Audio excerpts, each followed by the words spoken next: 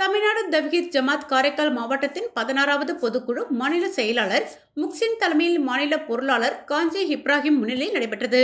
இதில் கடந்த ஒரு வருடத்தினுடைய டிஎன்டிஜே காரைக்கால் மாவட்டத்தினுடைய ஆண்டறிக்கையை மாவட்ட செயலாளர் இப்ராஹிம் தொகுத்து வழங்கினார்.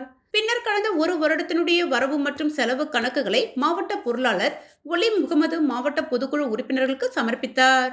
அதனைத் தொடர்ந்து மாவட்ட தலைவர் ஜாகிர் அப்பாஸ் எதிர்கால செயல் திட்டமாக காரைக்கால் மாவட்டத்தில் தற்போது முக்கிய தேவையாக இருக்கக்கூடிய வெண்டிலேட்டர் ஆம்புலன்ஸ் வாங்க இருப்பது குறித்தும், காரைக்காலில் அனைத்து சமூக மக்களுக்கு மத்தியிலும் நல்லிணக்கத்தை ஏற்படுத்தும் விதமாக இறைவன் நாடினால் வருகிற மே மாதம் மாபெரும் இஸ்லாம் ஓர் இனிய மார்க்கம் என்கிற சமூக நல்லிணக்க நிகழ்ச்சி நடத்துவது குறித்தும் அறிவிப்பு செய்தார்.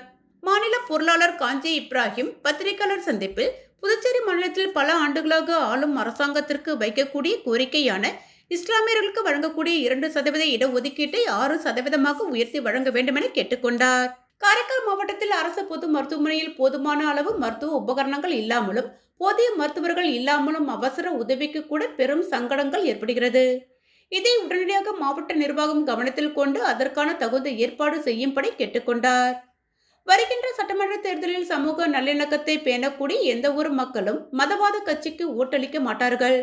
மதவாத கட்சிகளோடு கூட்டணியில் இருக்கக்கூடிய கட்சிக்கும் சேர்த்து இந்த தேர்தலில் தகுந்த பாடத்தை புகட்டுவார்கள் என்றும் அவர் தெரிவித்துக் கொண்டார்.